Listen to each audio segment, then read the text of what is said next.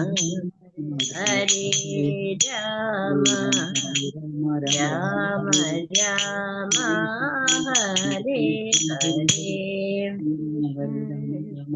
ഹരേ കൃഷ്ണ ഹരേ കൃഷ്ണ കൃഷ്ണ കൃഷ്ണ ഹരേ ഹരേ Hare Rama Hare Rama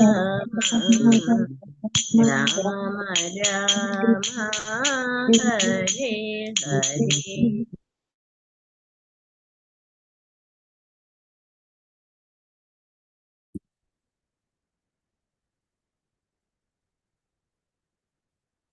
Hare Krishna. Shrimad Bhagavatam ഓമജ്ഞാനതിമിരാന്തസ്യാനനാശലാഭിയചക്ഷുരുന്മീലിതം യേന തസ്മൈ ശ്രീഗുരുവേദം ശ്രീചൈതന്യമനോഭീഷ്ടം സ്ഥാപിതം യേന ഭൂതലേ സ്വയം രൂപഗദാമഹ്യം ദദാതി സുപദാൻ വന്ദേഹം ശ്രീഗുരു ശ്രീയുതാപദകമലം ശ്രീഗുരു വൈഷ്ണവാംശ ശ്രീരൂപം സകൃജാതം സഗണരഘുനാഥാനിതം തം സജീവം സാദ്വൈതം സാവധൂതം പരിജനസഹിതം കൃഷ്ണചൈതന്യദേവം ശ്രീരാധാകൃഷ്ണപാദാം സഗണലളിതാം ശ്രീവിശാഖാനിതാം ഹേ കൃഷ്ണ കരുണാ സിന്ധു ദീനബന്ധു ജഗത്പതി ഗോപേശ ഗോപികാ കാന്ത രാധാകാന്ത നമസ്തുതേ സപ്തകാഞ്ചന ഗൗരാംഗീ ശ്രീരാധേ വൃന്ദാവനേശ്വരി വൃഷഭാനുസുതേ ദേവി പ്രണമാമി ഹരിപ്രിയ വാഞ്ചകൽപതരൂപശ്ച കൃപാ സിന്ധുഭ്യേ പതിതാനാം പാവനേഭ്യോ വൈഷ്ണവേഭ്യോ നമഃ.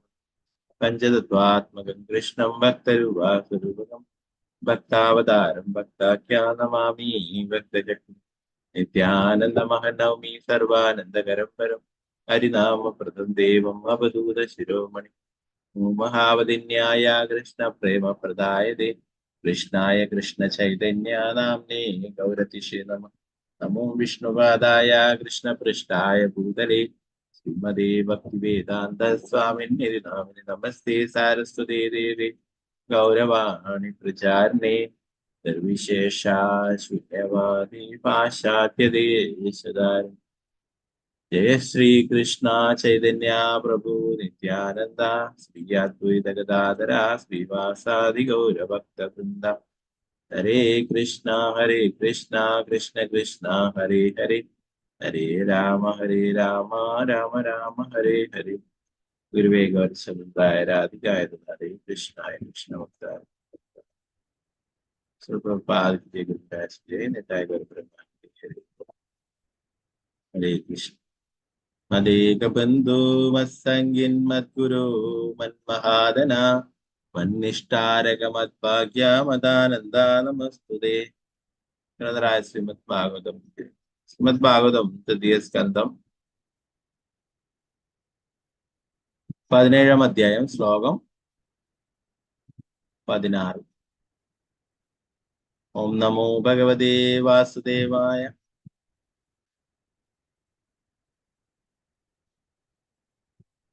തവാദിദൗത്യാ സഹസാ വ്യജാനാത്മ പൗരുഷൗ വവൃതാദേശമസ്മാരേണൈ കായേന ത്രിപദി ഇവ.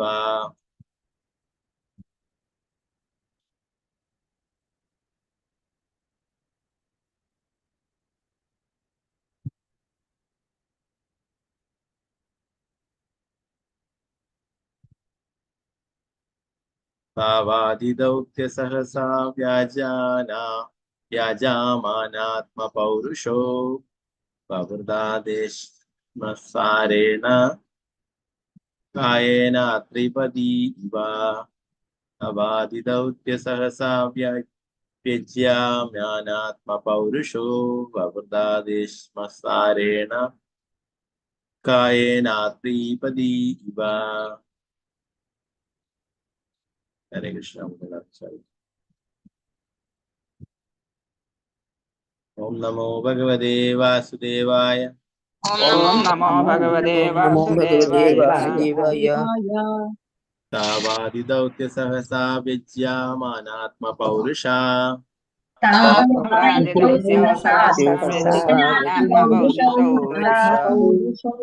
ववृधादेश्मसारेण कायेन त्रिपदी इव कायेन त्रिपदी इव तावादिदौत्य सहसा विद्यमानात्मपौरुषा सहस्रावृत्मानात्मपौरुषौ ववृधादेश्मसारेण कायेन त्रिपदी इव ववृधादेश्मसारेण त्रिपदी इव कृष्ण हरे कृष्ण हरे हरे कृष्णा प्रभु जी। ओम नमो भगवते वासुदेवाय। तापातिदैत्यौ सहसा व्यज्यमानात्मपौरुषौ ववृद्धातेश्मसारेण कायेनाद्रिपदी इव। हरे कृष्णा। हरे कृष्ण सीताराम माता जी कृष्ण हरे कृष्णा प्रभु जी।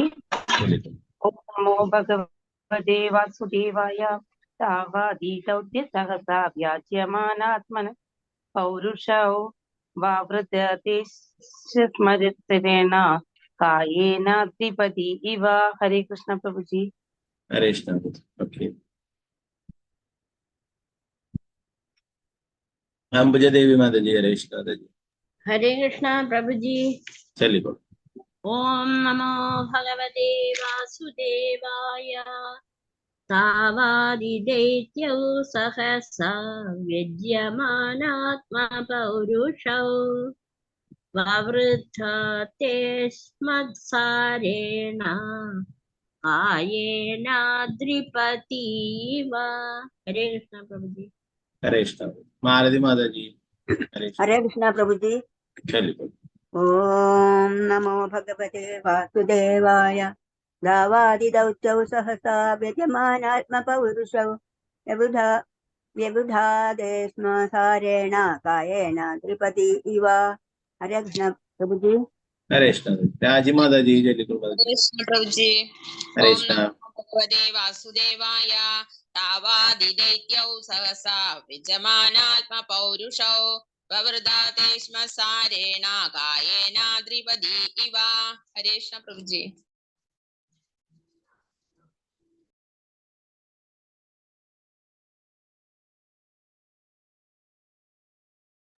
हरे कृष्ण माता जी गीता माता जी चलिए हरे कृष्ण भारती माता जी हरे कृष्ण माता जी हरे कृष्णा प्रभु जी। चलिए ओम नमो भगवते वासुदेवाय। तावोदिदैत्यौ सहसा व्यजमानात्मपौरुषौ ववृधाते स्म सारेण कायेनाद्रिपदी इव। हरे कृष्णा। हरे कृष्ण निर्मला माता जी हरे कृष्ण माता जी हरे कृष्ण प्रभु जी। ओम नमो भगवते वासुदेवाय। तावादिदैत्यौ सहसा विद्यमानात्मपौरुषौ ववृधाते स्म सारेण कायेनाद्रिपदी इव। हरे कृष्ण प्रभु जी। हरे कृष्ण माता जी ओके गीता माता जी ഇപ്പോൾ ചൊല്ലാൻ പറ്റുമോ ചൊല്ലു ശാരദജി നമ്പൂതിരി മാതാ जी हरे कृष्ण हरे कृष्ण हरे कृष्ण प्रभु जी। चलिए ओम नमो भगवते वासुदेवाय। तावादिदैत्यौ सहसा व्यजमानात्मपौरुषौ ववृधाते स्म सारेण कायेन त्रिपदी इव। हरे कृष्ण प्रभु जी। हरे कृष्ण माता जी स्वर्ण प्रभा माता जी हरे कृष्ण चलिए हरे कृष्णा प्रभु जी। ओम नमो भगवते वासुदेवाय। तावादिदैत्यौ सहसा व्यज्यमानात्मपौरुषौ ववृधाते स्म सारेण कायेन द्विपदी इव। हरे कृष्णा प्रभु जी। हरे कृष्ण आसंदा माता जी चलिए हरे कृष्णा प्रभु जी। हरे कृष्ण ओम नमो भगवते वासुदेवाय। तावादिदैत्यौ सहसा विद्यमानात्मपौरुषौ विवृधाते स्म सारेण कायेनाद्रिपदी इव। हरे कृष्णा प्रभु जी। हरे कृष्ण सावित्री कृपेश्वरी माता जी हरे कृष्ण हरे कृष्णा प्रभु जी। പ്രണാമം പ്രഭുജി. Yes. ഓം നമോ ഭഗവതേ വാസുദേവായ. താവാദിദൈത്യോ സഹസാ വ്യജ്യമാനാത്മപൗരുഷൗ വവൃതാദേ അശ്മസാരേണ കായേന ദ്രിപതി ഇവ. ഹരേ കൃഷ്ണ പ്രഭുജി. ഹരേ കൃഷ്ണ. ഡോക്ടർ എം വിജയകുമാരി മാതാജി, ഹരേ കൃഷ്ണ. ഹരേ കൃഷ്ണ പ്രഭുജി. ശരി. ഓം നമോ ഭഗവതേ വാസുദേവായ. താവാദിദൈത്യോ സഹസാ വ്യജ്യമാനാത്മപൗരുഷോ വവൃധാതേ ശ്മസാരേണ കായേന ദ്രിപതി ഇവ. ഹരേ കൃഷ്ണ പ്രഭുജി. ഹരേ കൃഷ്ണ. പ്രതിഭ മാതാജി ചൊല്ലിക്കൊള്ളു. ഹരേ കൃഷ്ണ. ഹരേ കൃഷ്ണ പ്രഭു. ചൊല്ലിക്കൊള്ളു. ഓം നമോ ഭഗവതേ വാസുദേവായ.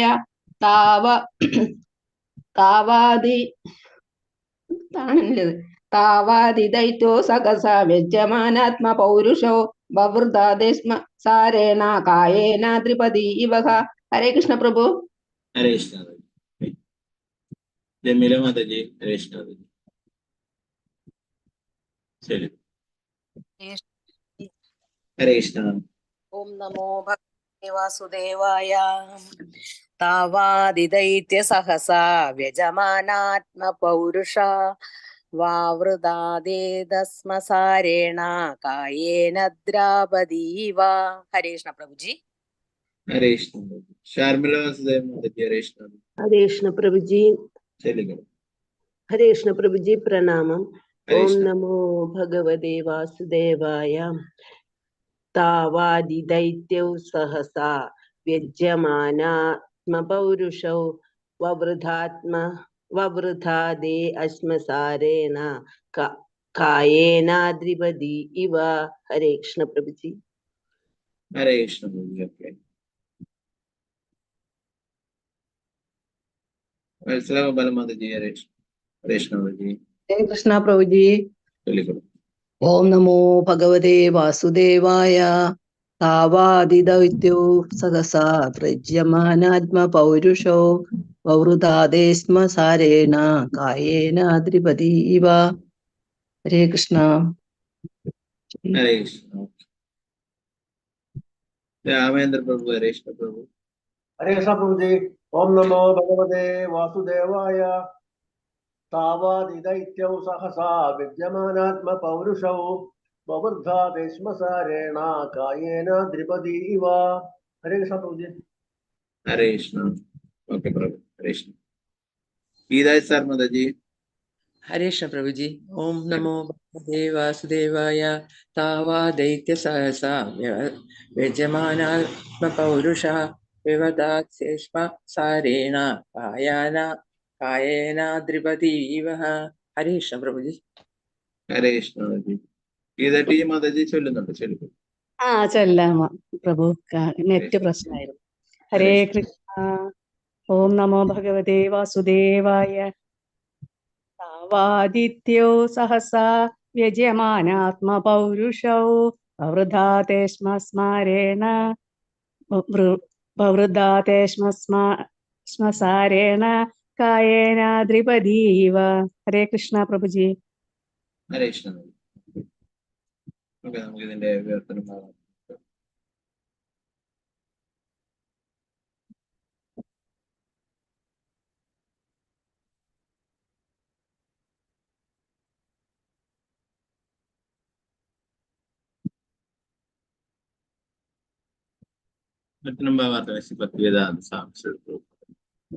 പുരാതന കാലത്ത് പ്രത്യക്ഷപ്പെട്ട ആ രണ്ടു അസുരന്മാർക്കും വളരെ പെട്ടെന്ന് അസാധാരണമായ ശാരീരിക രൂപാന്തരങ്ങൾ ഉണ്ടായി. ഉരുക്കിന്റെ ദാർഢ്യം ഉണ്ടായിരുന്ന അവർ അതിവേഗം രണ്ട് മഹാപർവ്വതങ്ങൾ കണക്ക് വളരാൻ ആരംഭിച്ചു. ഭാവാർത്ഥം ശ്രീപ്രഭുപാദജി. ലോകത്തിൽ രണ്ട് വിഭാഗം മനുഷ്യരുണ്ട്. ഒരു വിഭാഗം അസുരന്മാരെന്നും മറ്റേ ദേവന്മാരെന്നും വിളിക്കപ്പെടുന്നു. മനുഷ്യ സമൂഹത്തിന്റെ ആധ്യാത്മികമായ അഭ്യുന്നതിക്ക് വേണ്ടിയുള്ളവരാണ് തങ്ങൾ എന്ന് സ്വയം കരുതുന്നവരാണ് ദേവന്മാർ. അസുരന്മാരെ സംബന്ധിച്ചിടത്തോളം ശാരീരികവും ഭൗതികവുമായ വളർച്ച മാത്രമാണ് അവർക്ക് ബാധകം. ദിതിക്ക് ജനിച്ച രണ്ടു അസുരന്മാരും തങ്ങളുടെ ശരീരങ്ങൾ ഇരുമ്പ് രൂപങ്ങൾ പോലെ ശക്തമാക്കാൻ തുടങ്ങി. അവർക്ക് ശൂന്യാകാശത്തെ സ്പർശിക്കാൻ കഴിയുമെന്ന് തോന്നിക്കും വിധം ഉയരമുണ്ടായിരുന്നു. വിലപിടിപ്പുള്ള ആഭരണങ്ങൾ ധരിച്ച അവർ അത് ജീവിതത്തിന്റെ നേട്ടമായി കരുതി. വൈകുണ്ഠത്തിന്റെ ദ്വാരപാലകരായിരുന്ന ജയനും വിജയനും മുനിമാരുടെ ശാപം മൂലം ഭൗതിക ലോകത്തിൽ അസുരന്മാരായി ജനിക്കണമെന്നതും അവർ പരമദിവ്യത്വ പുരുഷനുമായ ഭഗവാനുമായി എപ്പോഴും ശത്രുതയിലും കോപത്തിലും വർത്തിക്കണമെന്നതും യഥാർത്ഥത്തിൽ മുൻകൂട്ടി രൂപം കൊടുത്ത പദ്ധതിയായിരുന്നു. ആസുരിക വ്യക്തികളായതിനാൽ സദാ കോപിഷ്ഠരായിരുന്ന അവർക്ക് പരമദിവ്യത്വ പുരുഷനായ ഭഗവാന്റെ കാര്യത്തിൽ ഉത്കണ്ഠയോ താല്പര്യമോ ഉണ്ടായിരുന്നില്ല. മറിച്ച് തങ്ങളുടെ ശാരീരിക സുഖങ്ങളിലും ഭൗതികമായ ഉയർച്ചയിലും മാത്രമായിരുന്നു ശുഷ്ക. പ്രഭുപാദ് കി ജയ്. നാരായണ നമസ്കൃത്യ നരം ചൈവ നരോത്തമം ദേവീം സരസ്വതി വ്യാസം തതോ ജയമുദിരേ. നഷ്ടപ്രായേഷു ഭദ്രേഷു നിത്യം ഭാഗവത സേവയാ ഭഗവതി ഉത്തമ ശ്ലോകേ ഭക്തിർഭവതി നൈഷ്ഠികേ. മുഖം കരോതി വാചാലം പങ്കും ലംഘയതേ ഗിരിം യത്കൃപാതമഹം വന്ദേ ശ്രീഗുരു ദീനധാരിണം പരമാനന്ദമാധവം ശ്രീചൈതന്യേശ്വരം. നമോ വിഷ്ണുപാദായ കൃഷ്ണപൃഷ്ഠായ ഭൂതലേ ശ്രീമദേ ഭക്തിവേദാന്ത സ്വാമിനി നാമിനെ. നമസ്തേ സാരസ്വതേ ദേവേ ഗൗരവാണി പ്രചാരിണേ നിർവിശേഷ ശൂന്യവാദി പാശ്ചാത്യദേശധാരിണേ. ജയ ശ്രീകൃഷ്ണ ചൈതന്യ പ്രഭു നിത്യാനന്ദ ശ്രീ അദ്വൈത ഗദാധര ശ്രീവാസാദി ഗൗരഭക്തവൃന്ദ. ഹരേ കൃഷ്ണ കൃഷ്ണ കൃഷ്ണ ഹരേ ഹരേ, ഹരേ രാമ രാമ രാമ ഹരേ ഹരേ. പ്രഭുപാദ് കി ജയ്.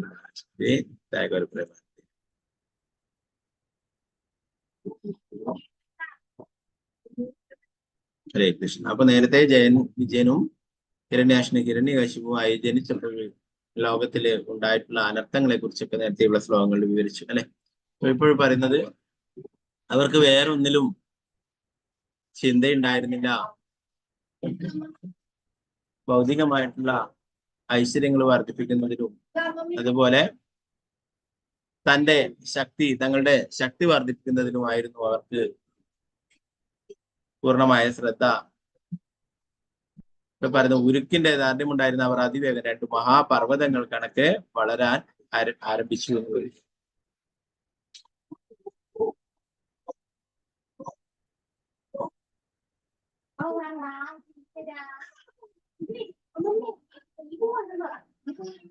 അതിൽ വരുന്നു ലോകത്തിലെ 2 വിഭാഗം മനുഷ്യരുണ്ട്. ഒരു വിഭാഗം അസുരന്മാരും മറ്റേത് ദേവന്മാരും. അല്ലെ, അസുരന്മാരല്ലാ ഭഗവാനെ ആരാധിക്കുന്നവരൊക്കെ സുരന്മാരും അല്ലാത്തവരൊക്കെ അസുരന്മാരും. അല്ലെ, സുരന്മാരല്ലാത്തവരും എല്ലാവരും അസുരന്മാർ. സുരന്മാരെന്താണ്? ഭഗവാനെ ആരാധിക്കുന്നത്. അല്ലെ, അതിലെല്ലാവരും ദേവന്മാരും മറ്റുള്ള ഭക്തന്മാരും എല്ലാവരും അതിൽ പെടും. അപ്പോ ഇങ്ങനെ 2 വിഭാഗങ്ങൾ ഉണ്ടെന്ന് പറഞ്ഞു. അസുരന്മാരെന്താണ്? അവര് ഭൗതികമായിട്ടുള്ള വളർച്ച മാത്രമാണ് അവരെ ആഗ്രഹിക്കുന്നത്. അതുപോലെ ശാരീരികമായിട്ടുള്ള വളർച്ച. ചെറിയ നെറ്റ്വർക്ക്. ഓക്കെ, അപ്പൊ അങ്ങനെ 2 വിഭാഗങ്ങളുണ്ട്. ഇപ്പോഴും കാണാം അല്ലെ, കലിയുഗത്തിലും ഭഗവാനെ മറന്ന് ജീവിക്കുന്ന ഒരു വിഭാഗമുണ്ട്. അവർക്ക് ഇങ്ങനെയുള്ള ആധ്യാത്മിക കാര്യങ്ങളിലൊന്നും യാതൊരു താല്പര്യവും ഉണ്ടാവില്ല.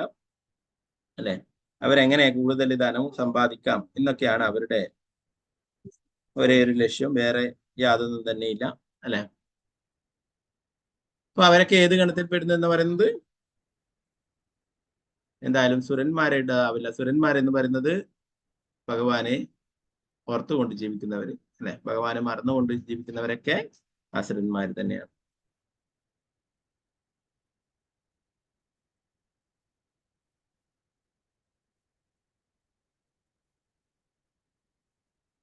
ഓക്കെ, അതിവിടെ കറണ്ട് പോയിക്കൊണ്ടിരിക്കുന്നുണ്ട്. ചിലപ്പോ ഔട്ട് ആവാൻ ചാൻസ് ഉണ്ട്.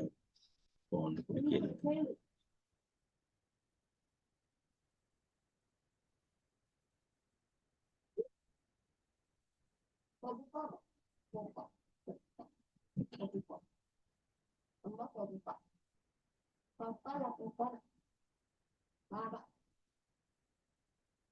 ഇവർ പറഞ്ഞു ദിദിക്ക് ജനിച്ചിട്ടുള്ള 2 കുട്ടികളും അസുരന്മാരും അവര് ശരീരത്തിന്റെ ശക്തി വർദ്ധിപ്പിക്കുവാനായിട്ട് മാത്രം സമയം ഉപയോഗിച്ചു എന്നുള്ളത്.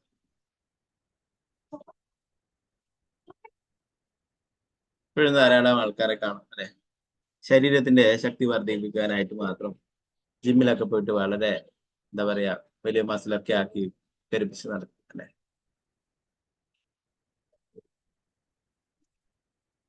എന്നാൽ ശരീരത്തിന് വളർന്നിട്ടുള്ള അത്ര വളർച്ച അവരുടെ മനസ്സിന് വളർച്ച ഉണ്ടാവില്ല അല്ലെ. ചെറിയ നിസാര കാര്യങ്ങൾ വരുമ്പോൾ തന്നെ അവര് എന്താ പറയാ പൂർണ്ണമായിട്ടും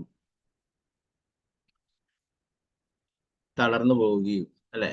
പല പല ആൾക്കാർ ഞാൻ കണ്ടിട്ടുണ്ട് ജിമ്മിലൊക്കെ ആയിട്ട് വലിയ ബോഡിയൊക്കെയാണ്, നല്ല ശക്തിശാലിയൊക്കെയാണ്, എന്നാൽ മനസ്സ് അത്ര പക്വത എത്തിയിട്ടില്ല. അവര് ചെറിയ കാര്യങ്ങൾ ഉണ്ടാകുമ്പോൾ തന്നെ പലതരത്തിൽ സൂയിസൈഡ് ചെയ്യും, അങ്ങനെയുള്ള കാര്യങ്ങളൊക്കെ ചെയ്യും. അപ്പൊ യഥാർത്ഥത്തിൽ എന്തിനാണ് ശക്തി വേണ്ടത്? മനസ്സിനാണ് യഥാർത്ഥത്തിൽ ശക്തി വേണ്ടത് അല്ലെ. അതുപോലെ ശരീരത്തിന് ബലവും ആരോഗ്യമൊക്കെ ആവശ്യമാണ്, അതുപോലെ തന്നെ പ്രധാനമാണ് ആത്മാവിന് അല്ലെ. അതിലും പ്രധാനമാണ് ആത്മാവിന് വേണ്ടുന്ന കാര്യങ്ങൾ ചെയ്യുക എന്നത്, ആത്മീയമായിട്ടുള്ള കാര്യങ്ങൾ ചെയ്യുക എന്നത്. അപ്പൊ അങ്ങനെയെങ്കിൽ മാത്രമേ നമുക്ക് മനസ്സിനെയും ശക്തിപ്പെടുത്താനായിട്ട് സാധിക്കും.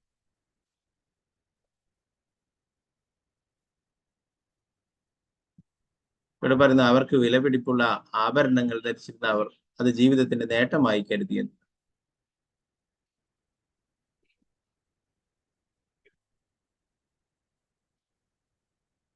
വൈകുണ്ഠത്തിന്റെ ദ്വാരപാലകരായിരുന്ന ജയനും വിജയനും മുനിമാരുടെ ശാപം മൂലം ഭൗതിക ലോകത്തിൽ അസുരന്മാരായി ജനിക്കണമെന്നതും അവർ പരമദിവ്യത്വ പുരുഷനായ ഭഗവാനുമായി എപ്പോഴും ശത്രുതയിലും കോപത്തിലും വർത്തിക്കണമെന്നതും യഥാർത്ഥത്തിൽ മുൻകൂട്ടി രൂപം കൊടുത്ത പദ്ധതിയായിരുന്നു. അപ്പൊ അവരുടെ ആഭരണങ്ങളൊക്കെ അത്രയും വിലപിടിപ്പുള്ളതായിരുന്നു, അതൊരു നേട്ടമായിട്ട് കരുതിയിരുന്നു.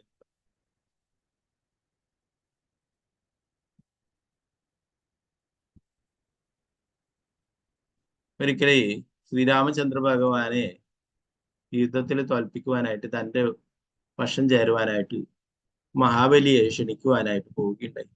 അപ്പൊ മഹാബലി അവിടെ ഒരു വലിയൊരു പർവ്വതം പോലെ തോന്നിക്കുന്ന ഒന്ന് കാണിച്ചു കൊടുക്കുകയുണ്ടായി.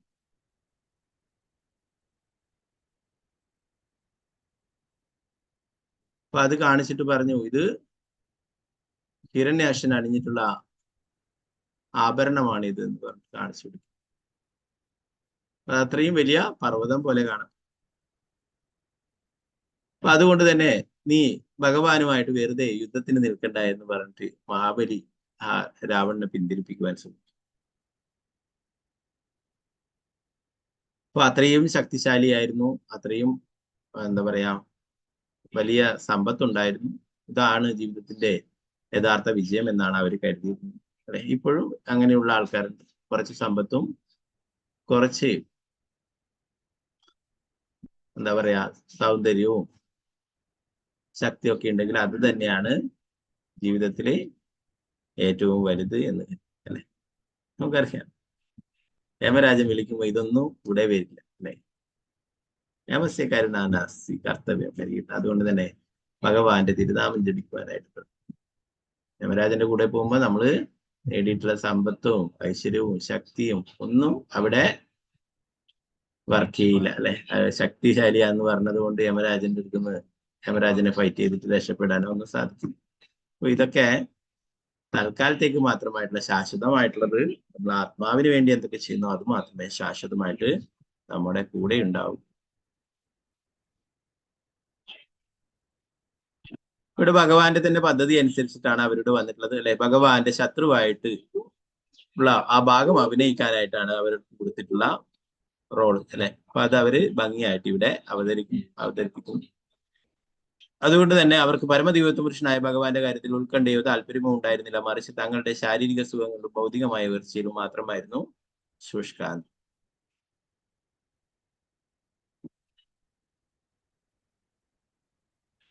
പതിനേഴാമത്തെ ശ്ലോകം. ഓം നമോ ഭഗവതേ വാസുദേവായ.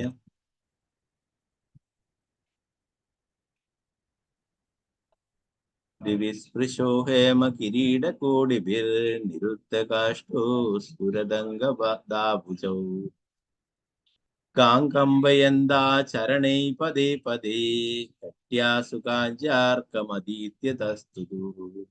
ദിവിസ്പൃശോ ഹേമ കിരീടകോടിഭിർനിരുദ്ധകാഷ്ഠോ സ്ഫുരദംഗദാഭുജൗ ഗാം കമ്പയന്തോ ചരണോ പദേ പദേ കട്യാസുകാഞ്ജാർക്കമദീത്യതസ്തുതു.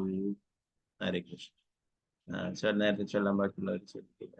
ഗീതാസി മാതാജി ഹരേ കൃഷ്ണ മാതാജി ചൊല്ലിക്കൊള്ളു. ഹരേ കൃഷ്ണ. ഹരേ കൃഷ്ണ പ്രഭുജി. ചൊല്ലിക്കൊള്ളു. ഹരേ കൃഷ്ണ. ഓം നമോ ഭഗവതേ വാസുദേവായ. ദിവി സ്പൃശൗ ഹേമ കിരീടകോടിഭിർ നിരുദ്ധകാഷ്ടൗ സ്ഫുരദംഗദാഭുജൗ താം കമ്പയന്തൗ ചരണൈ പദേ പദേ കട്യാ സുകാഞ്ചിയാർക്കമദീത്യതസ്തതു. ഹരേ കൃഷ്ണ പ്രഭുജി. ഹരേ കൃഷ്ണ മാതാജി. ഓക്കെ. അനുത്തര കൃഷ്ണം ദേവദാസി മാതാജി ഹരേ കൃഷ്ണ മാതാജി. ഹരേ കൃഷ്ണ പ്രഭുജി. ചൊല്ലിക്കൊള്ളു. ഓം നമോ ഭഗവതേ വാസുദേവായ. ദിവി സ്പൃശൗ ഹേമ കിരീടകോടിഭിഃ നിരുദ്ധകാഷ്ടൗ സ്ഫുരദംഗദാഭുജൗ ഗാം കമ്പയന്തൗ ചരണൈഃ പദേ പദേ കട്യാ സുകാഞ്ചിയാർക്കമദീത്യതസ്തതുഃ. ഹരേ കൃഷ്ണ പ്രഭുജി. ഹരേ കൃഷ്ണ.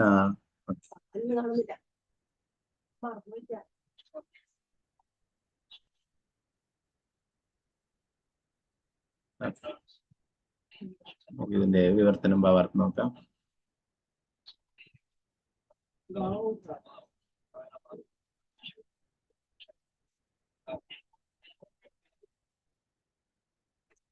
തങ്ങളുടെ സുവർണ കിരീടങ്ങളുടെ മകുടങ്ങളാൽ ആകാശത്തെ ചുംബിക്കുകയാണെന്ന്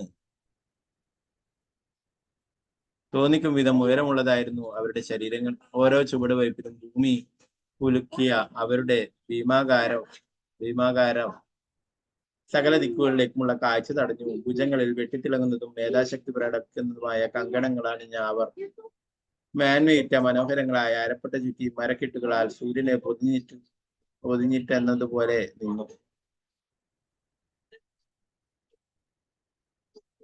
ഇവിടെ ആ ഹിരണ്യാശ്വനി അല്ലെ, ആ അസുരന്മാരെ വർണ്ണിക്കുന്നതാണ്, അവരുടെ ആ ഭംഗിയെ കുറിച്ച് പറയുന്നതാണ്.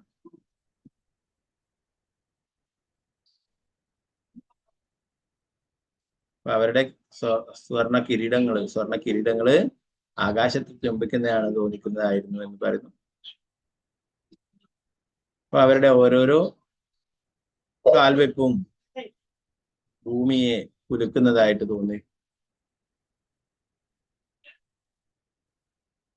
അവരുടെ ആ വലിയ ശരീരം മറ്റുള്ള ദിക്കുകളിലേക്കുള്ള കാഴ്ച തടഞ്ഞു എന്ന്.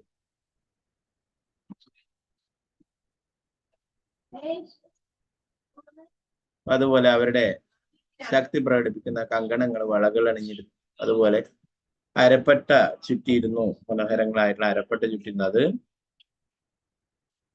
സൂര്യനെ പൊതിഞ്ഞിട്ട് എന്നതുപോലെ തോന്നിച്ചു എന്ന് പറയും. ഭാവാർത്ഥം ശ്രീലപ്രഭുപാദം ചെയ്യും. ആസുരമായ നാഗരികതയിൽ തങ്ങൾ തെരുവിലൂടെ നടക്കുമ്പോൾ ഭൂമി കുലങ്ങി വിറയ്ക്കുകയും നിൽക്കുമ്പോൾ സൂര്യനും 4 ദിക്കുകളും മറക്കപ്പെടുകയും ചെയ്യുന്ന തരത്തിലുള്ള ഭീമ ശരീരങ്ങൾ ലഭിക്കുവാൻ ജനങ്ങൾ ഇഷ്ടപ്പെടുന്നു. ശരീരശക്തിയുടെ അടിസ്ഥാനത്തിൽ ഒരു കുലമുണ്ടായാൽ അങ്ങനെയുള്ളവരുടെ രാജ്യം ലോകത്തിലെ ഏറ്റവും പുരോഗതി നേടിയ രാജ്യമാണെന്ന് ഭൗതികമായി പരിഗണിക്കപ്പെടുന്നു.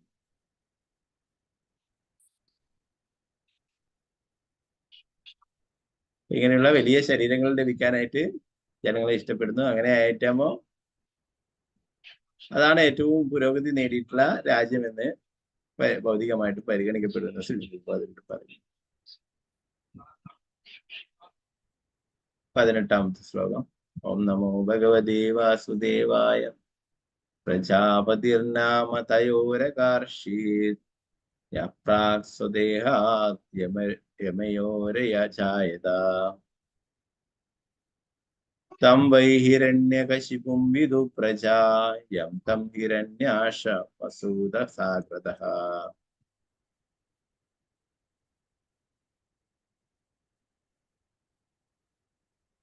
ജീവസത്തകളുടെ സ്രഷ്ടാവായ കശ്യപ പ്രജാപതി തന്റെ ഇരട്ട പുത്രന്മാരിൽ ആദ്യം ജനിച്ചവനെ ഹിരണ്യാശനെന്നും ദീദി ആദ്യം ഗർഭം ധരിച്ചവനെ ഹിരണ്യകശിപു എന്നും നാമകരണം ചെയ്തു.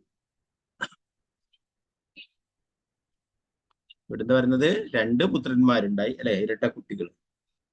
ആദ്യം ജനിച്ച ഹിരണ്യാശനും ആദ്യം ഗർഭം ധരിച്ചവന് ഹിരണ്യകശിപു എന്ന് നാമകരണം ചെയ്തു.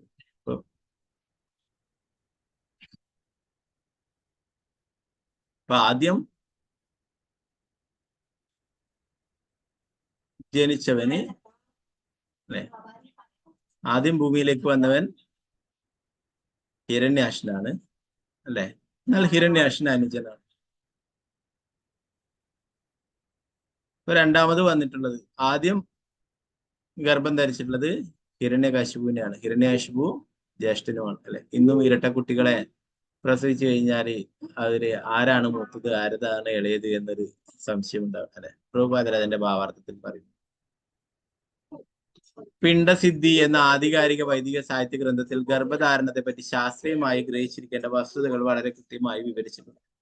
ഇരട്ട പ്രസവത്തിൽ ഗർഭപാത്രത്തിലെ ആർത്തവദ്രവത്തിൽ ക്രമബദ്ധമായി പ്രവേശിക്കുന്ന പുരുഷ സ്രവത്തിലെ 2 തുള്ളികളെ മാതാവ് ഗർഭം ധരിച്ച് 2 ഭ്രൂണങ്ങളായി വികസിപ്പിക്കുകയും ആദ്യം ഗർഭധാരണം ചെയ്യപ്പെടുന്ന കുട്ടി രണ്ടാമതായും രണ്ടാമത് ഗർഭധാരണം ചെയ്യപ്പെടുന്ന കുട്ടി ആദ്യമായും ജനിക്കുകയും ചെയ്യുന്നു. ആദ്യം ഗർഭം ധരിക്കപ്പെടുന്ന കുട്ടി ഗർഭപാത്രത്തിൽ രണ്ടാമത് ഗർഭം ധരിക്കപ്പെടുന്ന കുട്ടിയുടെ പിന്നിലായി ജീവിക്കുന്നത് കൊണ്ടാണ് ജന്മമെടുക്കുമ്പോൾ രണ്ടാമത്തെ കുട്ടിയുടെ പിന്നിലായി പോകുന്നത്. ഇവിടെ രണ്ടാമത് ഗർഭം ധരിക്കപ്പെട്ട ഹിരണ്യാക്ഷനെ ആദ്യം പ്രസവിച്ചെന്നും ആദ്യം ഗർഭം ധരിക്കപ്പെട്ട ഹിരണ്യകശിപു രണ്ടാമതായി ജനിച്ചതെന്നും മനസ്സിലാക്കും. അപ്പൊ ദിതിക്ക് ആദ്യം ഗർഭം ധരിച്ചിട്ടുള്ളത് ആരെയായിരുന്നു? ഹിരണ്യകശിപു. രണ്ടാമതായിട്ട് ഹിരണ്യാക്ഷന്. അപ്പോ ഇവിടെ ഭൂമിയിലേക്ക് വന്നപ്പോൾ ആദ്യം ഹിരണ്യാക്ഷൻ വന്നു, രണ്ടാമതായിട്ട് ഹിരണ്യകശിപു വന്നു. അപ്പൊ ഹിരണ്യകശിപു ആണ് ജ്യേഷ്ഠൻ, ഹിരണ്യാക്ഷൻ അനുജൻ അല്ലെ. 19ാമത്തെ ശ്ലോകം. നമോ ഭഗവതേ വാസുദേവായ. ചക്രേ ഹിരണ്യകശിപുർദോർഭ്യാം ബ്രഹ്മവരേണ ച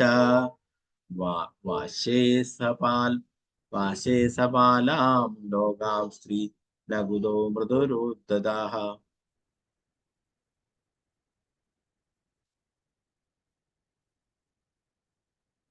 മുതിർന്ന കുട്ടി ഹിരണ്യകശിപു ബ്രഹ്മദേവനിൽ നിന്നും വരം ലഭിക്കുകയാൽ ത്രിലോകങ്ങളിലെയും ആരിൽ നിന്നും മരണഭയമില്ലാത്തവനായി. ഈ വരം മൂലം 3 ഗ്രഹ സംവിധാനങ്ങളെയും തന്റെ നിയന്ത്രണത്തിന് കീഴിലാക്കാൻ കഴിവുണ്ടായിരുന്ന അവൻ ദുരഹങ്കാരിയും ഗർവിഷ്ഠനുമായി. ഭാവാർത്ഥം ശ്രീല പ്രഭുപാദയ്ക്ക് ചെയ്യും. ഇനിയുള്ള അധ്യായങ്ങളിൽ വെളിവാക്കപ്പെടുന്നത് പോലെ ഹിരണ്യകശിപു ബ്രഹ്മദേവനെ സംതൃപ്തിപ്പെടുത്താൻ തീവ്ര വിരക്തിയോടെ കഠിന തപസ്സനുഷ്ഠിക്കുകയും അപ്രകാരം അവന് ബ്രഹ്മാവിൽ നിന്നും അമരത്വം വരം ലഭിക്കുകയും ചെയ്തു. വാസ്തവത്തിൽ ഒരുവൻ മരണമില്ലാത്തവനായിരിക്കുമെന്ന് അനുഗ്രഹം നൽകാൻ ബ്രഹ്മദേവന് പോലും സാധ്യമല്ലാത്തതാണ്. പക്ഷെ ഭൗതിക ലോകത്തിലെ ആരാലും താൻ വധിക്കപ്പെടുകയില്ലെന്ന വരം ഹിരണ്യകശിപു ബ്രഹ്മദേവനിൽ നിന്ന് പരോക്ഷമായി നേടി. മറ്റൊരു തരത്തിൽ പറഞ്ഞാൽ അവൻ യഥാർത്ഥത്തിൽ വൈകുണ്ഠ ഭവനത്തിൽ വന്നവനാകിയാൽ ഭൗതിക ലോകത്തിലെ ആർക്കും അവനെ വധിക്കാനാവില്ല. അവനെ ഹനിക്കുവാൻ സ്വയം പ്രത്യക്ഷനാകാൻ ഭഗവാൻ ആഗ്രഹിച്ചു. ഒരുവൻ തന്റെ ഭൗതികമായ ജ്ഞാനസംവർദ്ധനയിൽ വളരെ അഹങ്കരിച്ചേക്കാം. എങ്കിലും ഭൗതികാസ്യത്തിന്റെ ചതുർതത്വങ്ങളായ ജനന മരണ വാർദ്ധക്യ രോഗങ്ങളെ പ്രതിരോധിക്കാൻ അവനും അശക്തനായിരിക്കും. ശാരീരികമായി അപാര കരുത്തുണ്ടായിരുന്ന അതിശക്തനായിരുന്ന ഹിരണ്യകശിപുവിന് പോലും മുൻകൂട്ടി നിശ്ചയിക്കപ്പെടുന്ന സമയപരിധിക്ക് അപ്പുറം ജീവിക്കുവാൻ കഴിഞ്ഞില്ലെന്ന് ജനങ്ങളെ ബോധ്യമാക്കാനുള്ള ഭഗവാന്റെ പദ്ധതിയായിരുന്നു. ഒരുവൻ ഹിരണ്യകശിപുവിനെ പോലെ ശക്തനും ഗർവിഷ്ഠനും ത്രിലോകങ്ങളെയും തന്റെ നിയന്ത്രണത്തിന് കീഴിൽ കൊണ്ടുവരാൻ കഴിവുള്ളവനും ആയിത്തീർന്നേക്കാം. പക്ഷെ ജീവിതം അനശ്വരമായി തുടരുവാനോ നേടിയതെല്ലാം എന്നേക്കുമായി നിലനിർത്തുവാനോ അവന് സാധിക്കില്ല. ലോകത്തിൽ അധികാരത്തിലേക്ക്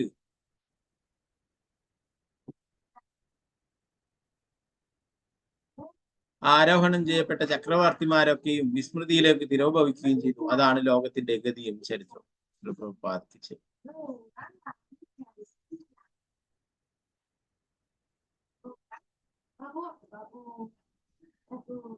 ഇവിടെ ഹിരണ്യകശിപു ബ്രഹ്മാവിനെ തപസ് ചെയ്തിട്ട് വരം നേടി. എന്തായിരുന്നു? മരണമില്ലാത്ത അവസ്ഥയായിരുന്നു ചോദിച്ചിട്ടുണ്ടായിരുന്നത് അല്ലെ. അപ്പൊ അത് ബ്രഹ്മാവിന് പോലും എന്താ പറയാ, മരണമില്ലാത്ത അവസ്ഥയില്ല അല്ലെ.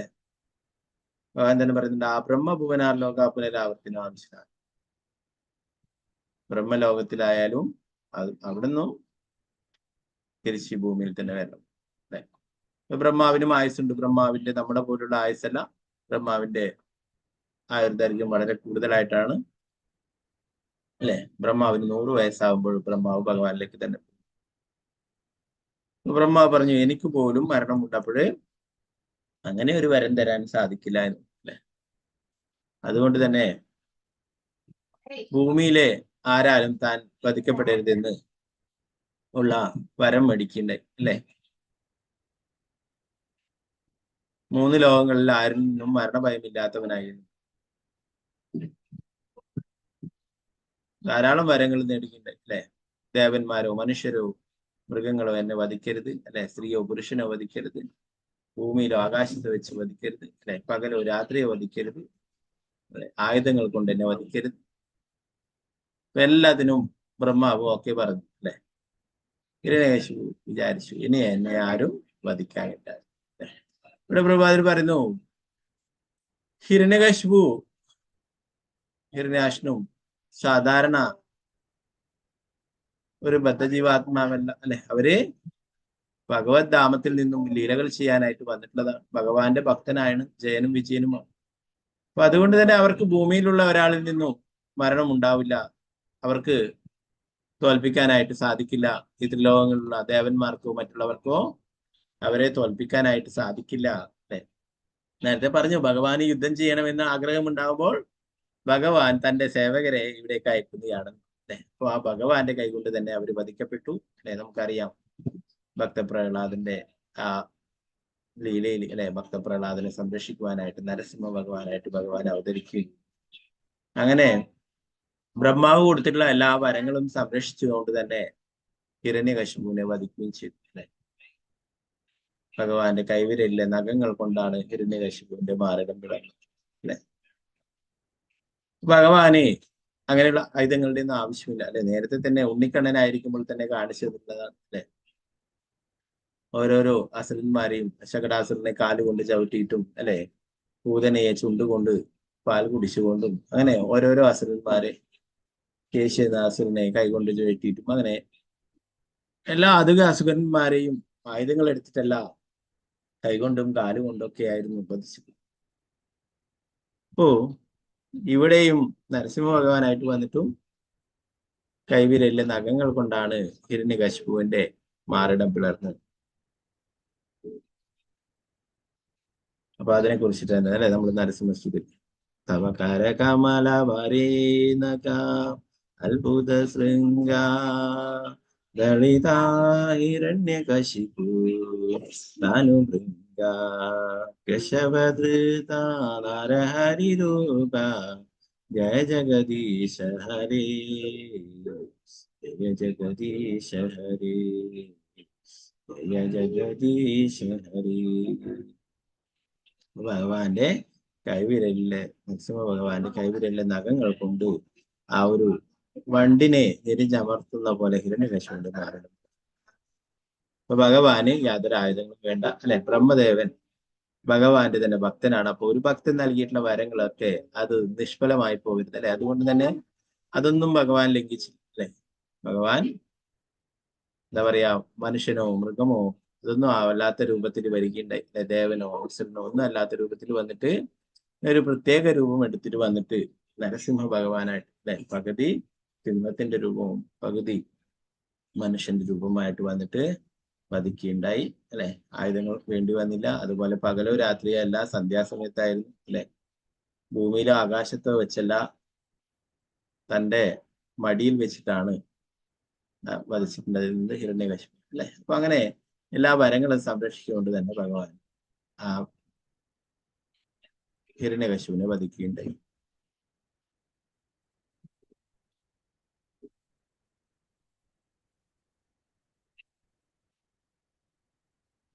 പ്രവാചകർ പറഞ്ഞു ഭൗതിക ലോകത്തിൽ ആരാലും താൻ വധിക്കപ്പെടുന്ന വരം ഹിരണ്യകശിപു ബ്രഹ്മദേവനിൽ നിന്നും പരോക്ഷമായി നിൽക്കും. മറ്റൊരു തരത്തിൽ പറഞ്ഞാൽ അവൻ യഥാർത്ഥത്തിൽ വൈകുണ്ഠ ഭവനത്തിൽ നിന്നും വന്നവനാകിയാൽ ഭൗതിക ലോകത്തിലെ ആർക്കും അവനെ വധിക്കാനാവില്ല. അവനെ ഹനിക്കുവാൻ സ്വയം പ്രത്യക്ഷനാകാൻ ഭഗവാൻ ആഗ്രഹിച്ചു. ഒരുവൻ തന്റെ ഭൗതികമായ ജ്ഞാന സംവർദ്ധന അഹങ്കരിച്ചോ അഹങ്കരിച്ചേക്കാം. എങ്കിലും ഭൗതികാസ്ത്രത്തിന്റെ ചതുർത്തത്വങ്ങളായ ജന്മമരണ വാർദ്ധക്യ രോഗങ്ങളെ പ്രതിരോധിക്കാൻ അവനും അശക്തനായിരിക്കും. ശാരീരികമായി അപാരകരത്തുണ്ടായിരുന്ന ആദിശക്തനായിരുന്ന ഹിരണ്യകശിപുവിന് ഒരു മുന്നോട്ട് നിശ്ചയിക്കപ്പെട്ടിരുന്ന സമയപരിധിക്കപ്പുറം ജീവിക്കാൻ കഴിഞ്ഞില്ലെന്ന് ജനങ്ങളെ ബോധ്യമാക്കാനുള്ള ഭഗവാന്റെ പദ്ധതിയായിരുന്നു അത്. അപ്പൊ എത്ര സമ്പത്തുള്ള ആളായാലും എത്ര ശക്തിമാനായാലും എല്ലാം ഈ 4 കാര്യങ്ങൾ അവരെയൊക്കെ ബാധിക്കുന്നത്. ജന്മ, മൃത്യു, ജര, വ്യാധി അല്ലെ. ഇതിനെ പ്രതിരോധിക്കാനായിട്ട് അശക്തരാണ് എല്ലാവരും എന്ന് പറയും. അതുപോലെ തന്നെ തനിക്ക് നിശ്ചയിച്ചിട്ടുള്ള ആ സമയത്തിനപ്പുറം ഒരു സെക്കൻഡ് പോലും ലഭിക്കില്ല അല്ലെ. അതിവിടെ കാണിച്ചു തരാൻ വേണ്ടിയിട്ടാണ് ഹിരണ്യകശിപു ഇത്രയും വരങ്ങൾ നേടിയിട്ടും ഭഗവാൻ നിഷ്പ്രയാസം അവനെ വധിച്ചിട്ടുള്ളത്. ഒരുവൻ ഹിരണ്യകശിപുവിനെ പോലെ ശക്തനും ഗർഭിഷ്ഠനും ത്രിലോകങ്ങളെയും തന്റെ നിയന്ത്രണത്തിന് കീഴിൽ കൊണ്ടുവരാൻ കഴിവുള്ളവനുമായി തീർന്നേക്കാം. പക്ഷെ ജീവിതം അനശ്വരമായി തുടരുവാനോ നേടിയതെല്ലാം എന്നേക്കുമായി നിലനിർത്തുവാനോ അവന് സാധിക്കില്ല.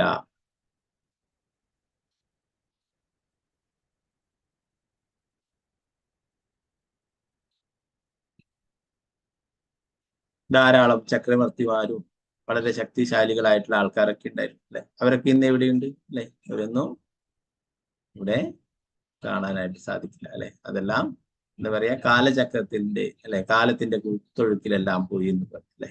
കാലത്തെ അതിജീവിച്ചവരായിട്ട് ആരും തന്നെ ഇല്ല, എത്ര ശക്തിമാനായാലും എത്ര പണമുള്ളവർ അല്ലെ. എന്നാൽ ഇന്നത്തെ കാലത്തുള്ള വിഡ്ഢികളായിട്ടുള്ള അധികാരികളൊന്നും ഇത് മനസ്സിലാക്കുന്നില്ല. അവർ വിചാരിക്കുന്നത് ഞങ്ങൾ എപ്പോഴും ശാശ്വതമായിട്ടുണ്ടാവും അല്ലെ, ഞങ്ങളെ ശക്തിയും അധികാരമൊന്നും ഒരിക്കലും നഷ്ടപ്പെടില്ല എന്ന്.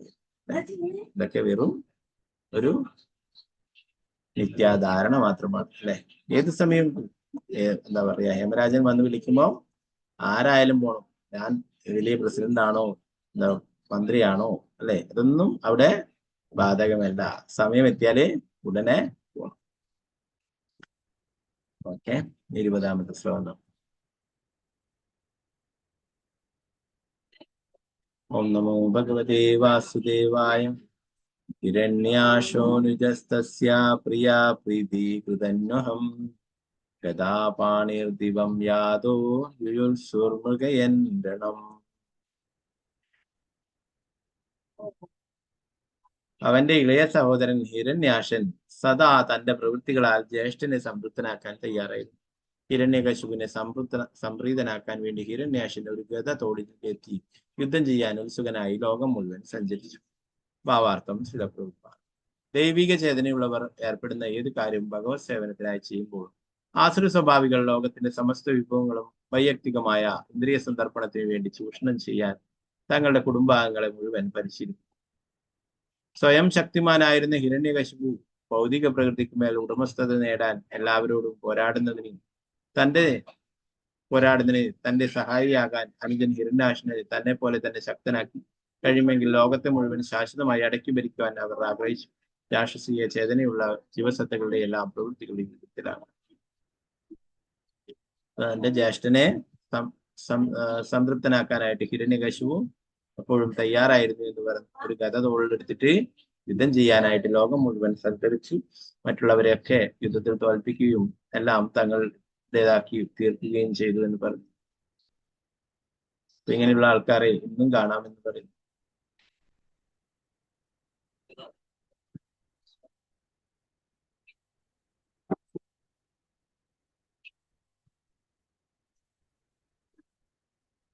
ഇരുപത്തിയൊന്നാമത്തെ ശ്ലോകം.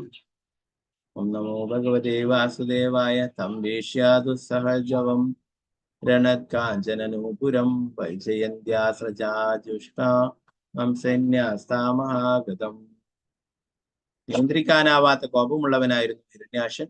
പാദങ്ങളിൽ സ്വർണ്ണനൂപുരങ്ങളും കഴുത്തിൽ കൂറ്റൻ പുഷ്പഹാരവും ധരിച്ചിരുന്ന അവൻ തോളിൽ ഒരു ഭീമൻ ഗതിയേന്തിയിരുന്നു. 22. ഓം നമോ ഭഗവതേ വാസുദേവായ. മനോവീര്യാവരോത്സിക്ത മസൃണ്യാമകുതോഭയം പീതാനീലി ദേവാ താർഷ്യസ്ത്രസ്താ ഇവാഹയാ. മാനസികവും ശാരീരികവുമായ കരുത്തും ദാനം കിട്ടിയ വരവും അവനെ അഹങ്കാരിയാക്കി. അവനെ തടയാനും പരിശോധിക്കാനും ആരും ഉണ്ടായിരുന്നില്ല. ആരാലും വധിക്കപ്പെടുമെന്ന ഭയവും ഉണ്ടായിരുന്നില്ല.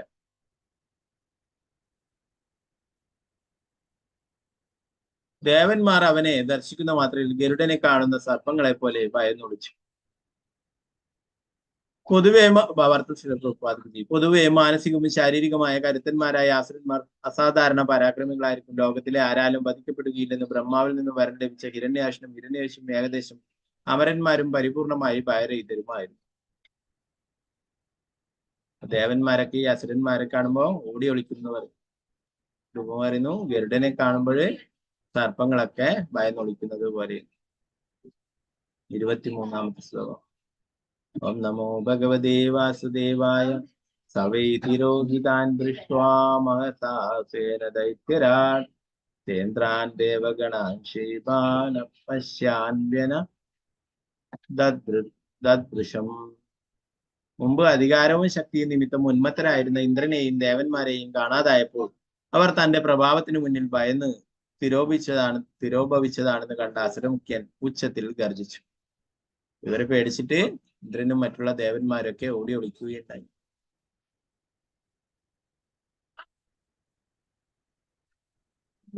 ഇരുപത്തിനാലാമത്തെ ശ്ലോകം. ഓം നമോ ഭഗവതേ വാസുദേവായ തതോ നിവൃത്ത ക്രീഡിഷ്യൻ ഗംഭീരം ഭീമനിസ്വനം വിചാഗാഹേ മഹാസത്വോ വാദിമത്തായിവ ദ്വിപഃ.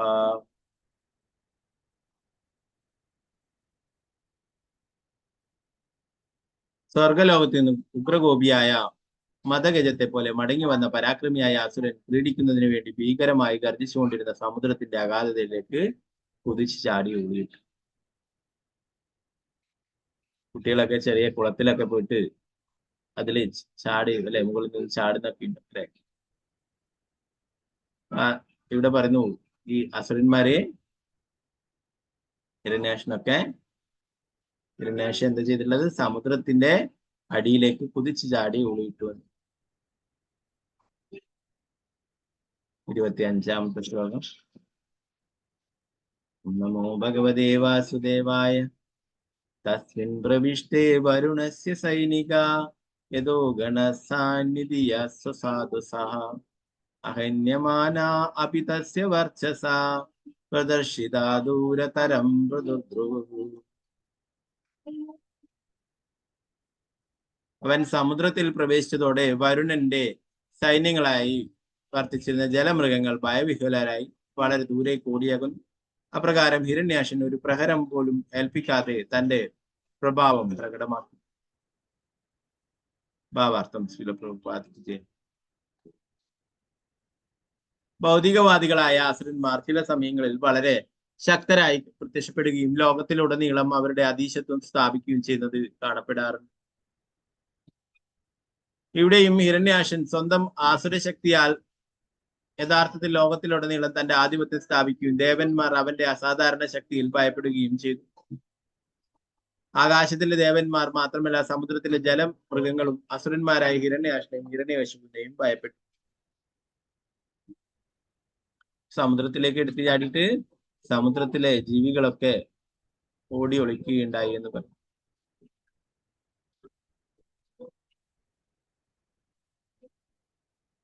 26-ാമത്തെ ശ്ലോകം. ഓം നമോ ഭഗവതേ വാസുദേവായ സവർഷപൂഗാനുദുദൗ മഹാബല ശരന്മോർമീൻ ശ്വസനേരിതാൻ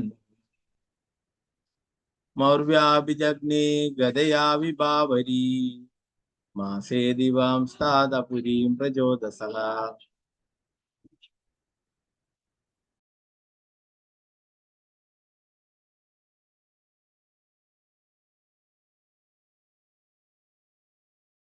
ഓക്കെ സർ.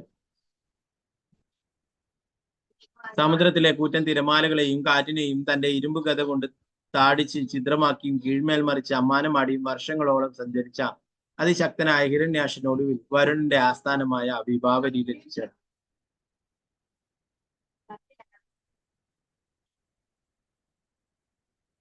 ജലങ്ങളുടെ പ്രബലമൂർത്തിയായ വരുണന്റെ വിഭാവരി എന്നറിയപ്പെടുന്ന രാജകീയ സ്ഥാനം സമുദ്ര അന്തർഭാഗത്താണ്. അപ്പോ വരുണന്റെ രാജധാനിയാണ് വിഭാവരി എന്ന് പറയുന്നത്. അവിടേക്ക് എത്തിച്ചേരുകയുണ്ടായി ഹിരണ്യാക്ഷൻ. 27-ാമത്തെ ശ്ലോകം. ഓം നമോ ഭഗവതേ വാസുദേവായ തത്രോപലഭ്യാസുരലോകപാലകം യതോ ഗണാനാ വൃഷഭം ചർദിസം സ്മയൻ പ്രലബ്ധും പ്രണിപത്യ നീജവാ ഗാതമേ ദേഹ്യതിരാജ സംയുഗം. അസുരന്മാർ സാധാരണയായി വസിക്കുന്ന ലോകത്തിന്റെ അധോ മേഖലയുടെ സംരക്ഷകനും ജലജീവികളുടെ പ്രഭുവുമായ വരുണന്റെ ഭവനമാണ് വിഭാവരി. അവിടെ എത്തിയ ഹിരണ്യാക്ഷൻ വരുണനെ പരിഹസിക്കാനായി താഴ്ന്ന കുലത്തിൽ പിറന്ന ഒരുവനെ പോലെ അദ്ദേഹത്തിന്റെ പാദങ്ങളിലേക്ക് വളഞ്ഞു കൂനി നിന്ന് പുഞ്ചരിയോടെ പറഞ്ഞു, ഓ പരമോന്നതനായ ഭഗവാനെ, എനിക്ക് യുദ്ധം തരൂ. ഭാവാർത്ഥം ശ്രീലപ്രഭുപാദ്. ആസുരിക വ്യക്തികൾ എല്ലായ്പ്പോഴും മറ്റുള്ളവരെ വെല്ലുവിളിക്കുകയും അവരുടെ സ്വത്തുകൾ ബലം പ്രയോഗിച്ച് കയ്യേറുകയും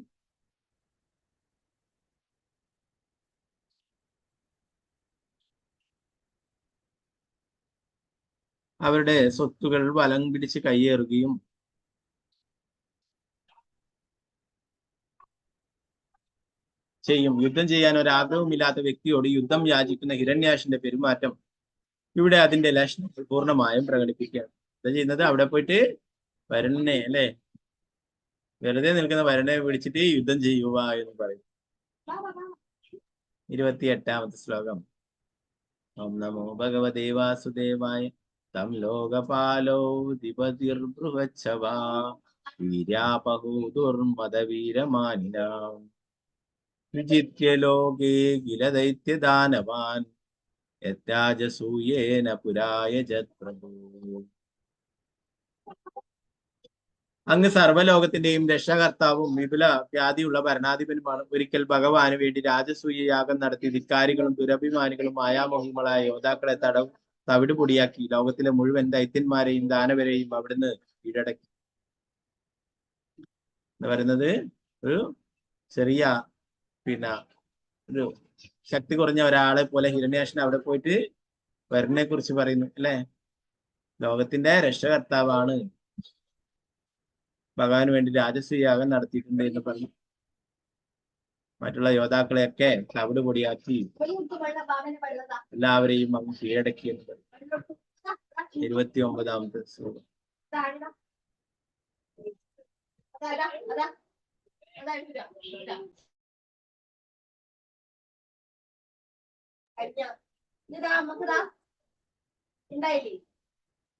ഓം നമോ ഭഗവതേ വാസുദേവായ സയേവമുത്സിക്തമദേന വിദ്വിഷാ ദൃഢം പ്രലബ്ധോ ഭഗവാനപാംപതി രോഷം സമുത്തം ശമയൻ സ്വയാദിയാ വ്യവോചദംഗോ പശമം ഗദാവയം.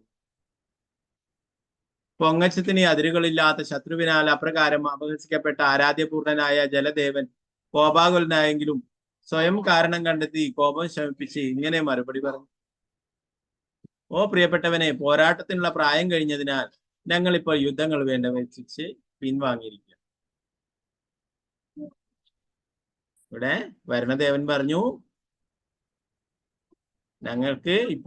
എനിക്കിപ്പോഴേ പോരാട്ടത്തിനുള്ള പ്രായമൊക്കെ കഴിഞ്ഞു, അതുകൊണ്ട് യുദ്ധമൊന്നും വേണ്ടെന്ന് വെച്ചിട്ട് അനങ്ങാതെ ഇരിക്കുകയാണ് എന്ന് പറഞ്ഞു.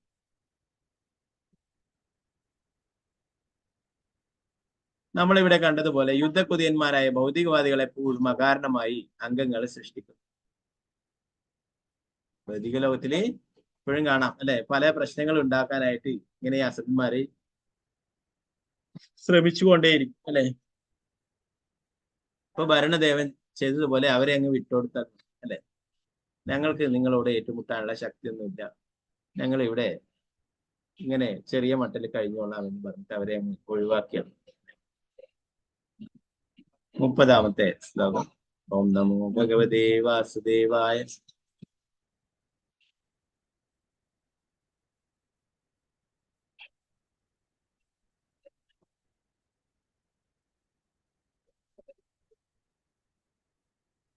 പശ്യാമി നാന്യം പുരുഷാത് പുരാതനായ സംഗയുഗേ ത്വാം രണമാർഗകോവിദം ആരാധയിഷ്യത്യസുരർഹവേഷ്കീതം മനസ്സിനോയം ഗൃണദേ ഭവാദൃശ. പശ്യാമി നാന്യം പുരുഷാത് പുരാതനായ സംയുഗേ ത്വാം രണമാർഗകോവിദം ആരാധിഷ്യത്യ സുരർഷഭേഹിതം മനസ്സിനോയം ഗൃണദേവവാദൃശ. നീ യുദ്ധത്തിൽ വളരെ നിപുണനാണ്. അതിപുരാതനായ ഭഗവാൻ വിഷ്ണുവിനെ ഒഴികെ യുദ്ധത്തിൽ നിനക്ക് സംതൃപ്തി നൽകാൻ കഴിവുള്ള ആരെയും ഞാൻ കാണുന്നില്ല. അതുകൊണ്ട് അസുരമുഖ്യ, നിന്നെ പോലുള്ള നായകന്മാർ പോലും പ്രകീർത്തിക്കുന്ന അദ്ദേഹത്തെ സമീപിക്കുന്നു. നീ വളരെ ശക്തിശാലിയാണ്. വിതരണം എന്താ പറയുന്നത്? നീ വളരെ ശക്തിശാലിയാണ്. അതുകൊണ്ട് ഭഗവാൻ ഒഴികെ വേറെ ആർക്കും നിന്നോട് യുദ്ധം ചെയ്യാനായിട്ട് സാധ്യമല്ല. നിന്നെ സംതൃപ്തനാക്കാൻ ഭഗവാന് മാത്രമേ സാധിക്കുള്ളൂ. അതുകൊണ്ട് ആ ഭഗവാനെ സമീപിക്കുവാനായിട്ട് പറയും. ഭാവാർത്ഥം ശ്രീല പ്രഭുപാദിക്ക് ലോകത്തിന്റെ സമാധാനം അനാവശ്യമായി നശിപ്പിക്കുന്ന നയമുള്ള ദുരഹങ്കാരികളായ ഭൗതികവാദികൾ നിശ്ചയമായും പരമോന്നതനായ ഭഗവാനാൽ ശിക്ഷിക്കുന്നു. അതുകൊണ്ട് ഹിരണ്യാക്ഷന്റെ യുദ്ധോത്സുഖ്യത്തിന് സംതൃപ്തി വരും ലഭിക്കുവാൻ വിഷ്ണുവിനോട് യുദ്ധം തേടുന്നതാണ് ഉചിത മാർഗമെന്ന് വരുണൻ ഉപദേശിച്ചു.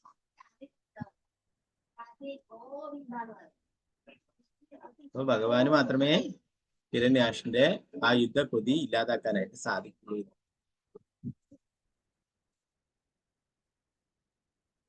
ഇവിടെ പറയുന്നു, ഭൗതിക ലോകത്തില് ഇങ്ങനെയുള്ള സമാധാനം നശിപ്പിക്കുന്ന ആസുരിക ശക്തികളുണ്ട് അല്ലെ, അവരെല്ലാം തീർച്ചയായിട്ടും ഭഗവാനാൽ ശിക്ഷിക്കപ്പെടുന്നത്.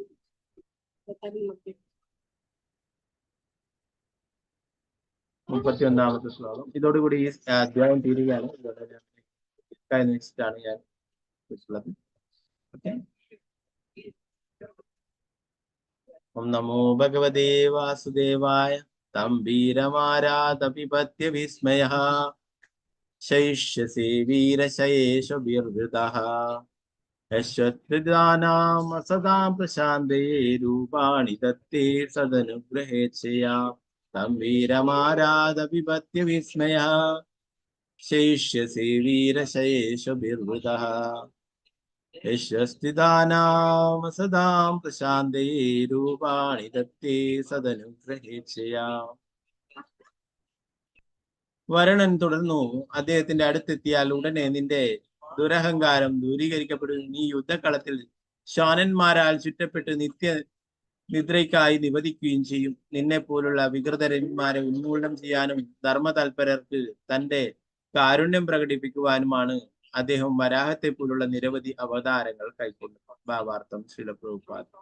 തങ്ങളുടെ ശരീരങ്ങൾ ഭൗതിക പ്രകൃതിയുടെ 5 ഘടകങ്ങളാൽ നിർമ്മിക്കപ്പെട്ടതാണെന്നും അവർ വീണ് കഴിയുമ്പോൾ അവ നായ്ക്കൾക്കും കഴുകന്മാർക്കും കളിയാടാനുള്ള വസ്തുക്കളായി പരിണമിക്കുമെന്നും ആസുരന്മാർക്ക് അറിയില്ല. വിഷ്ണുവിനെ അദ്ദേഹത്തിന്റെ വരാഹ അവതാരത്തിൽ സന്ധിച്ചാൽ കിരാതമായ യുദ്ധവിഭ്രമത്തിൽ സംതൃപ്തി അടയാമെന്നും ആസുരശക്തിയുള്ള ശരീരത്തെ ജയിച്ചടക്കാമെന്നും വരുണൻ ഹിരണ്യാക്ഷനെ ഉപദേശിച്ചു.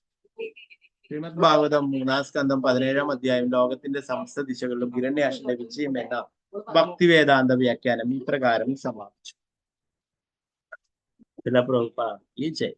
ഇവിടെ എന്താ പറഞ്ഞിട്ടുള്ളത്? ഇപ്പൊ ഉള്ള അഹങ്കാരമൊക്കെ തീരും. എങ്ങനെ? ഭഗവാന്റെ അടുത്ത് എത്തിയാൽ അല്ലെ. പിന്നീട് ഒരു ശവശരീരം അല്ലെ, അത് നായ്ക്കളൊക്കെ കഴുകന്മാരൊക്കെ കടിച്ചു വലിക്കുന്ന പോലെ നിന്റെ അവസ്ഥ അതാവും.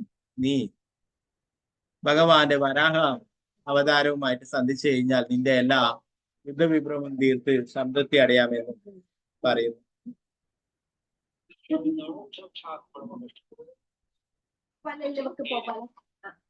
വിഷ്ണുവിനെ അദ്ദേഹത്തിന്റെ വരാഹ അവതാരത്തിൽ സന്ധിച്ചാൽ കിരാതമായ യുദ്ധവിഭ്രമം തീർത്ത് സംതൃപ്തി അടയാമെന്നും ആസുരശക്തിയുള്ള ശരീരത്തെ ജയിച്ചടക്കാമെന്നും വരുണ ഹിരണ്യാക്ഷനെ ഉപദേശിച്ചു. ആസുരശക്തിയുള്ള ശരീരത്തെ ജയിച്ചടക്കാമെന്നും വരുണൻ ഹിരണ്യാക്ഷനെ ഉപദേശിച്ചു. ചില പ്രഭുപാദിക്ക് അപ്പൊ നമുക്കറിയാം അല്ലെ, ഹിരണ്യാക്ഷനെ വധിക്കുന്നുണ്ട് അല്ലെ, ഭഗവാൻ തന്നെ വരാഹമൂർത്തിയുടെ അവതാരം. നമുക്കത് അടുത്ത ക്ലാസ്സിൽ നോക്കാം. ഓക്കെ.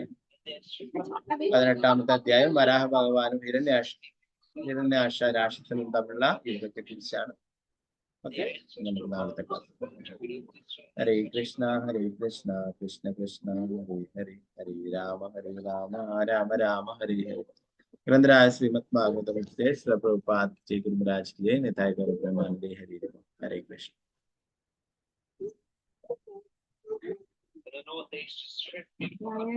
ഇന്നത്തെ ഭാഗങ്ങൾ എന്തെങ്കിലും സംശയങ്ങൾ ഉണ്ടെങ്കിൽ ചോദിക്കാം. അപ്പൊ വലിയ ഭാവാർത്ഥമൊന്നും ഇല്ല, അതുകൊണ്ടാണ് ഞാൻ കുറച്ച് സ്പീഡിൽ അത് വിവർത്തനം വായിച്ചു പോയിട്ടുണ്ടായിരുന്നു. ഓക്കെ. ഹരേ കൃഷ്ണ. വാഞ്ചകൽപതരൂപശ്ച കൃപാ സിന്ധുഭ്യവ ച പതിദാനം പാവനേഭ്യോ വൈഷ്ണവേഭ്യോ നമോ നമഃ. ഗുരു വൈഷ്ണവ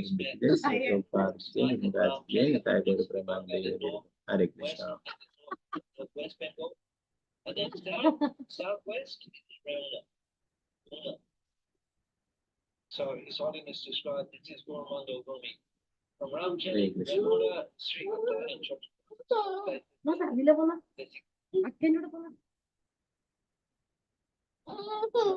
വേറൊന്നുമില്ലെങ്കിൽ നമുക്ക് പ്രാർത്ഥിക്കാം.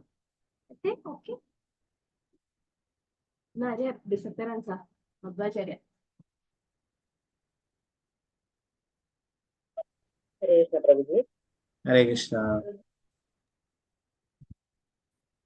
ഹരേ കൃഷ്ണ പ്രഭുജി. ഹരേ കൃഷ്ണ പ്രഭുജി. ഹരേ കൃഷ്ണ പ്രഭുജി. ഹരേ കൃഷ്ണ. ഇന്ന് വേറൊരു വിശേഷ ദിവസം കൂടിയാണ്. ചില മധ്വാചാര്യരുടെ തിരോഭാവ ദിനമാണ്.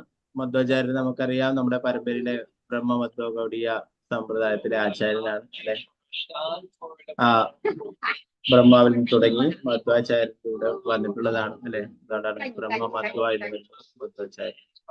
ഉടുപ്പി നമുക്കറിയാം, ഉടുപ്പി ശ്രീകൃഷ്ണ മഠം അല്ലെ, ശ്രീകൃഷ്ണ ക്ഷേത്രം സ്ഥാപിച്ചിട്ടുള്ളത് അദ്ദേഹമാണ്. അങ്ങനെയുള്ള ആചാര്യന്മാരുടെ സ്ഥിതിയിൽ നമ്മൾ അവരെ കുറിച്ച് സ്മരിക്കേണ്ടതാണ് അല്ലെ.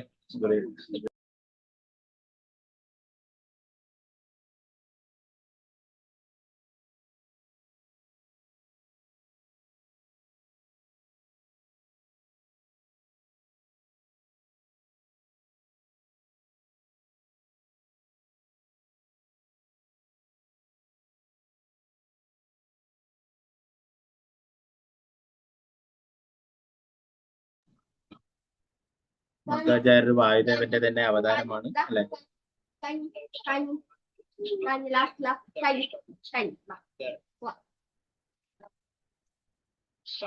അതിനെ കുറിച്ചിട്ട് പറയുന്നു. പ്രഥമോ ഹനുമാൻ നാമാദിതിയോ ഭീമ ഏവ ച പൂർണ്ണപ്രജ്ഞാ തൃതീയസ്തു ഭഗവത്കാരിയ സാധക. അപ്പൊ പൂർണ്ണപ്രജ്ഞ എന്ന് പറയുന്നത് മധ്വാചാര്യരെ കുറിച്ചിട്ടാണ്. അദ്ദേഹത്തിന്റെ പേരാണ് പൂർണ്ണപ്രജ്ഞ. വായുദേവന്റെ അവതാരമാണ്. വായുദേവൻ തന്നെ ഹനുമാനായിട്ട് വന്നിട്ടുണ്ടായിരുന്നു, ഭീമനായിട്ട് വന്നിട്ടുണ്ടായിരുന്നു. അതേ വായുദേവൻ തന്നെയാണ് ഇവിടെ പൂർണ്ണപ്രജ്ഞനായിട്ട് മധ്വാചാര്യരായിട്ട് വന്നിട്ടുണ്ടായിരുന്നത്. മധ്വാചാര്യരുടെ വേറൊരു നാമം വാസുദേവ എന്നായിരുന്നു.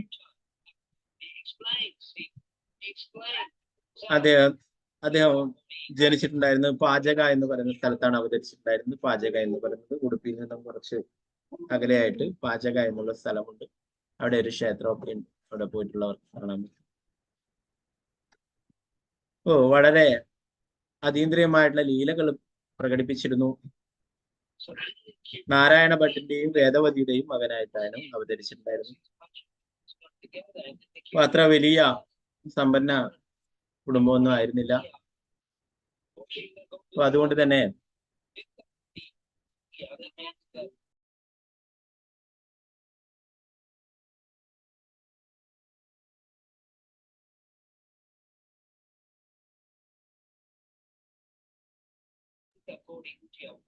അപ്പോ അവര് വലിയ സമ്പന്നരൊന്നും ആയിരുന്നില്ല. അതുകൊണ്ട് തന്നെ അവര് പശുവിനൊക്കെ വളർത്തി ജീവിച്ചിരുന്നു. അങ്ങനെ പശുവിനെ വാങ്ങിക്കാനായിട്ട് ധനമൊന്നും ഇല്ലാത്തതിനാൽ അവിടെ പണക്കാരനായിട്ടുള്ള ഒരു വ്യക്തിയിൽ നിന്നും കുറച്ച് പണമൊക്കെ കടം വാങ്ങി.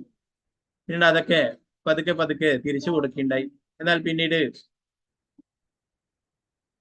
നേരത്തെ പറഞ്ഞ പോലെ അഹങ്കാരമുള്ള ആസുരിക ഗുണങ്ങളുള്ള ആ വ്യക്തി കുറെ അങ്ങനെയാണ് കുറച്ച് പണം കടമെടുത്തു കഴിഞ്ഞാല് അവര് അതിന്റെ ഒരു 100 ഇരട്ടി പലിശ വാങ്ങിച്ചു കൊണ്ടുപോകും അല്ലെ. അതൊക്കെ പിന്നെ തന്നാൽ മതി, നിങ്ങളുടെ അടുത്തുള്ള വായ്പ പിന്നെ തന്നാൽ മതി, പലിശ മാസം മാസം തന്നാൽ മതി അല്ലെ. അങ്ങനെയാണ് അങ്ങനെയുള്ള വ്യക്തികൾ. അപ്പോൾ മറ്റുള്ളവരുടെ ദാരിദ്ര്യം എങ്ങനെ ചൂഷണം ചെയ്യാമെന്നാണ് അവരുടെ ചിന്ത. എങ്ങനെങ്കിലും ആ മുതൽ അടച്ചു തീർന്നു കഴിഞ്ഞാല് പിന്നീട് അവർക്കുള്ള വരുമാനം നിന്നു അല്ലെ. അതുകൊണ്ട് എന്താ പറയാ, അത് അവിടെ നിന്നോട്ടെ, മുതലവിടെ നിന്നോട്ടെ, പതുക്കെ തന്നാൽ മതി, നിങ്ങൾ പലിശ മാസം വൃത്തിയാക്കുക അല്ലെ. അതുപോലെ കുറെ പണമൊക്കെ അവർക്ക് തിരിച്ചു കൊടുത്തു. എന്നാൽ അവര് വിട്ടുകൊടുക്കാൻ തയ്യാറായില്ല. അവസാനം മധ്വാചാര്യന്റെ വീട്ടിൽ വരികയും അവരെ ഇറക്കി വിടാനായിട്ട് ശ്രമിക്കുകയും ചെയ്തു. ഇപ്പൊ കുട്ടിയായിരിക്കുന്ന ആ വാസുദേവ മധ്വാചാര്യൻ ചോദിച്ചു, എന്താണ് അച്ഛാ ഇവിടെ എന്താ കാര്യം എന്നൊക്കെ ചോദിച്ചു. അപ്പൊ അച്ഛൻ വിചാരിച്ചു, ഈ ചെറിയ കുട്ടി 6 വയസ്സ് എന്നൊരു പ്രായമുള്ളൂ, ഈ ചെറിയ കുട്ടി എന്ത് ചെയ്യാനാണ്, കുട്ടിക്ക് ഇപ്പോഴും ഇതൊക്കെ ഒരു കളിക്കേണ്ട പ്രായമല്ലേ എന്ന് വിചാരിച്ചിട്ട് അച്ഛൻ ആദ്യം മാത്രം കാര്യമാക്കിയില്ല. പിന്നീട് പറഞ്ഞു, എന്തിനാണ് അച്ഛനും അമ്മയൊക്കെ കരയുന്നതെന്ന് ചോദിച്ചപ്പോൾ പറഞ്ഞു, ഞങ്ങൾക്ക് ഈ വീട് ഇപ്പോഴും ഒഴിഞ്ഞു പോവേണ്ടതായിട്ടുണ്ട്. ഇത് നമ്മള് കുറച്ച് പണം ഈ വ്യക്തിയിൽ നിന്നും കടമായിട്ട് വാങ്ങിയിട്ടുണ്ടായിരുന്നു. അത് മുഴുവനായിട്ട് തിരിച്ചു കൊടുക്കാത്തതിനാൽ പശുവിനെയും വീടും ഒക്കെ അദ്ദേഹം ജപ്തി ചെയ്യുകയാണ് എന്നത്. ഇത്രയേ ഉള്ളൂ കാര്യം. ആ കടൻ ഞാൻ വീട്ടാമെന്ന് പറഞ്ഞിട്ട് ആ വീടിന്റെ പുറകുവശത്തുള്ള പുളിമരത്തിന്റെ കീഴിൽ പോയിട്ട് പുളിക്കുരുകൾ കുറച്ച് കയ്യിൽ വാരിക്കൊണ്ടുവന്നിട്ട് അദ്ദേഹത്തിനെ വിളിപ്പിച്ചു. ആ പണം നൽകിയിട്ടുള്ള വ്യക്തിയെ വിളിച്ചിട്ട് പറഞ്ഞു, ഇത് നിങ്ങൾ പിടിക്കൂ എന്ന് പറഞ്ഞു. ആ വ്യക്തി വിചാരിച്ചു, ഈ 6 വയസ്സുള്ള കുട്ടി ഇവൻ എന്താണ് കളിക്കുന്നത് അല്ലെ, കുട്ടികൾ പുളിക്കുരുവൊക്കെ കൊണ്ട് കളിക്കും അല്ലെ, പലതരത്തിലുള്ള വസ്തു. അപ്പൊ അയാൾ വിചാരിച്ചു ഇതെന്തോ ഒരു കളിക്കാനായിട്ടാണ്. ഇല്ല, നിങ്ങൾ ഇത് പിടിക്കൂ, നിങ്ങൾക്ക് ധനമല്ലേ ആവശ്യം, അത് ഞാൻ തരാം, ഇത് പിടിക്കൂ എന്ന് പറഞ്ഞിട്ട് അദ്ദേഹത്തിന്റെ കയ്യിൽ ആ പുളിക്കുരു കൊടുക്കുകയും അത് സ്വർണ്ണ നാണയങ്ങളായിട്ട് മാറി. അയാളോട് പറഞ്ഞു, നിങ്ങളുടെ കടമൊക്കെ തീർന്നു, ഇതിന്റെ 100 ഇരട്ടിയായി ഇത്, നിങ്ങൾക്ക് ഇനി പോവാം, എന്റെ അച്ഛനെയും അമ്മയെയും ശല്യം ചെയ്യരുത് എന്ന് പറഞ്ഞ് തിരിച്ച്. അങ്ങനെ അച്ഛന്റെ കടം വീട്ടുകയുണ്ടായി 6 വയസ്സുള്ള വാസുദേവ എന്ന കുട്ടി മധ്വാചാര്യൻ. അതുപോലെ തന്നെ ചെറിയ പ്രായത്തില് ഒരു പാമ്പ് അവിടേക്ക് വരികയും അതിന്റെ തലയിൽ ചവിട്ടി പിടിക്കും. 1 വയസ്സ് പ്രായമാവുന്നതിന് മുന്നേ അതിന്റെ തലയിൽ, അതിന്റെ പത്തിയില് കാൽ കൊണ്ട് ചവിട്ടുകയും ആ പാമ്പിന്റെ രൂപം ആ കല്ലിൽ പതിക്കുകയും ചെയ്യും. ഇപ്പോഴും നമുക്ക് അവിടെ പോയാൽ ആ ശിലയൊക്കെ കാണാനായിട്ട് സാധിക്കും. അതുപോലെ തന്നെ ആ പുളിമരവും മധ്വാചാര്യര് പുളിക്കുരു പൊറുക്കി കൊടുത്തില്ല, ആ പുളിമരവും ആ വീട്ടിന്റെ പുറകിലായിരുന്നു.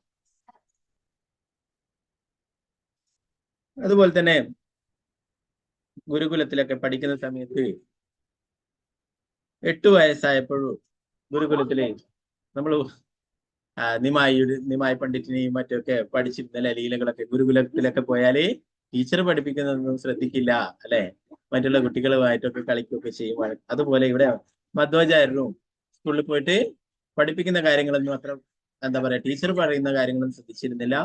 മറ്റു തരത്തിലുള്ള കളികളിലൊക്കെ ഏർപ്പെട്ടു. അങ്ങനെ ടീച്ചർ വഴക്ക് പറയുകയും ഓരോ കാര്യങ്ങളും ചോദിക്കുകയും ചെയ്തു. പഠിപ്പിച്ച കാര്യങ്ങളൊക്കെ പറഞ്ഞതാ എന്ന് പറഞ്ഞപ്പോൾ മുന്നേ പഠിപ്പിച്ചിട്ടുള്ള കാര്യങ്ങളും ഇന്ന് പഠിപ്പിച്ച കാര്യങ്ങളും ഇനി ഭാവിയിൽ പഠിപ്പിക്കാൻ പോകുന്ന കാര്യങ്ങളും ടീച്ചർ പറഞ്ഞു. അപ്പോഴാണ് ടീച്ചർക്ക് മനസ്സിലായിട്ടുള്ളത് ഇതൊരു സാധാരണ കുട്ടിയല്ല എന്ന്. അദ്ദേഹത്തോട് പറഞ്ഞു, നീ എല്ലാ കാര്യങ്ങളും നിനക്കറിയാം, നീ ഗുരുകുലത്തിൽ ഇനി പഠിക്കാനായിട്ട് വരേണ്ടതായിട്ടുള്ള ആവശ്യമില്ല എന്ന് പറഞ്ഞിട്ട് അദ്ദേഹത്തെ അയക്കുകയുണ്ടായി. പിന്നീട് അദ്ദേഹം ലോകം മുഴുവൻ അദ്വൈത സിദ്ധാന്തം, അദ്വൈതാചാര്യർ വന്നിട്ട് അദ്വൈത തത്വം പ്രചരിപ്പിക്കുവാനായിട്ട് ശങ്കരാചാര്യർ വന്നിട്ട്, ശങ്കരാചാര്യർ അദ്വൈതാചാര്യൻ തന്നെ പറഞ്ഞു, അദ്വൈതാചാര്യരുടെ നമ്മളെ അവതാര ദിനം കഴിഞ്ഞ ദിവസം അല്ലെ. അപ്പൊ അദ്വൈത എന്ന് പറയുന്നത് അത് നമ്മൾ പറിച്ചു അല്ലെ, ഭഗവാനിൽ നിന്നും ഭിന്നമല്ലാത്തതുകൊണ്ടാണ് അദ്വൈതം അല്ലെ. എന്നാൽ ഇവിടെ മായാവാദം പ്രചരിപ്പിക്കുവാനായിട്ട്, അദ്വൈത സിദ്ധാന്തം പ്രചരിപ്പിക്കാനായിട്ട് ശിവൻ തന്നെ ശങ്കരാചാര്യരായിട്ട് വരികയും ലോകം മുഴുവൻ ആ അദ്വൈത സിദ്ധാന്തം പ്രചരിപ്പിക്കുകയും ഭഗവാനും നമ്മളും എല്ലാം ഒന്ന് തന്നെയാണ്, എല്ലാവരും ഭഗവാനാണ് എന്നൊക്കെയുള്ള സിദ്ധാന്തം. അപ്പൊ അങ്ങനെ എല്ലായിടത്തും മായാവാദം പ്രചരിപ്പിച്ചിരുന്നു. അങ്ങനെയുള്ളപ്പോൾ ആണ് മധ്വാചാര്യയുടെ അവതരിച്ചിട്ടുണ്ടായിരുന്നത്. അപ്പൊ അങ്ങനെ ഞാൻ മായാവാദ സിദ്ധാന്തത്തെയൊക്കെ എതിർത്ത് തോൽപ്പിക്കുമെന്ന് പറയുകയുണ്ടായി അച്ഛൻ്റെ അടുത്ത്.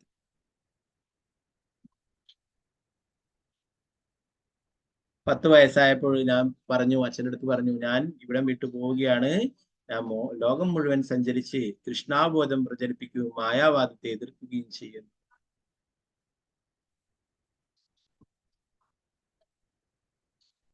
അച്ഛനെ തമാശയായിട്ടാണ് തോന്നിയിട്ടുണ്ടായിരുന്നത്.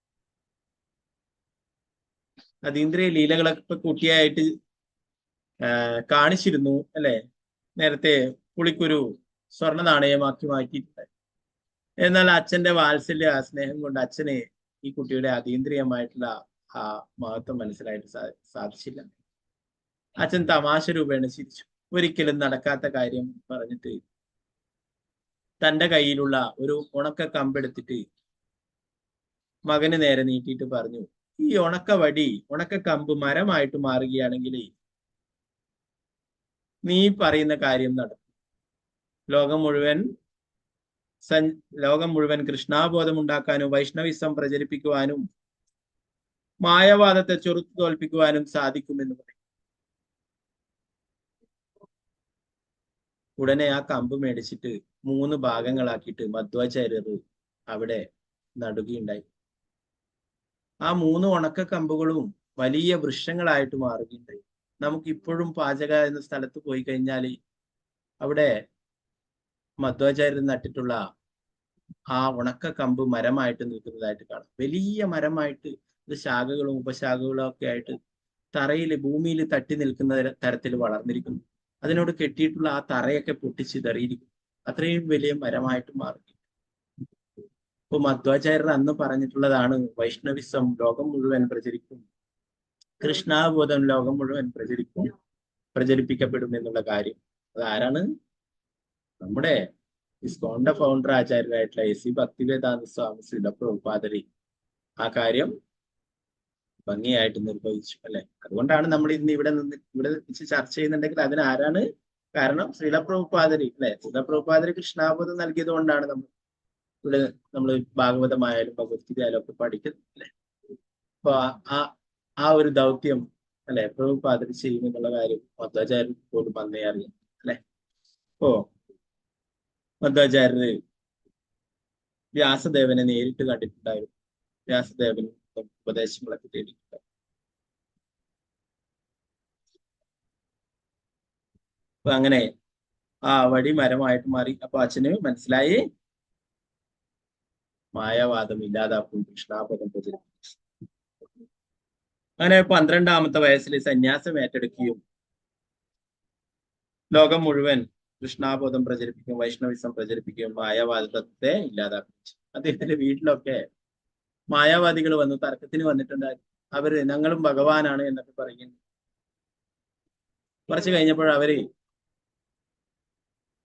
1നും 2നും ഒക്കെ പോകാനായിട്ട് പെർമിഷൻ ചോദിച്ചു. മധ്വാചാര്യർ പറഞ്ഞു, വേണ്ട, അങ്ങനെയൊന്നും ചെയ്യേണ്ട ആവശ്യമില്ല. നിങ്ങൾ ഭഗവാനല്ലേ, നിങ്ങൾക്ക് എല്ലാം കൺട്രോൾ ചെയ്യാം. എല്ലാം കൺട്രോൾ ചെയ്യുന്ന ആൾക്കാരല്ലേ നിങ്ങൾ. യൂറിൻ പാസ് ചെയ്യാനോ മറ്റുള്ള ആവശ്യത്തിനോ ഒന്നും ഇവിടുന്ന് എഴുന്നേറ്റ് പോകരുത്. നിങ്ങൾ എല്ലാം കൺട്രോൾ ചെയ്യുന്ന ആളാണ്, ഭഗവാനാണെന്നല്ലേ നിങ്ങൾ പറഞ്ഞത്. അവരവസാനം അവിടുന്ന് ജീവനും കൊണ്ട് ഓടിക്കളയും. അപ്പൊ അങ്ങനെയുള്ള അനേകം ലീലകൾ നടന്നിട്ടുണ്ട്. ഈ മധ്വ സമ്പ്രദായത്തിൽ നിന്നും ശ്രീ ചൈതന്യ മഹാപ്രഭു 2 കാര്യങ്ങൾ എടുത്തിട്ടുണ്ടായിരുന്നു. മായാവാദത്തെ എതിർത്ത് തോൽപ്പിക്കുക എന്നുള്ളതും പിന്നെ ഭഗവാനും വിഗ്രഹവും തമ്മിൽ യാതൊരു വ്യത്യാസവുമില്ല എന്നുള്ളതും.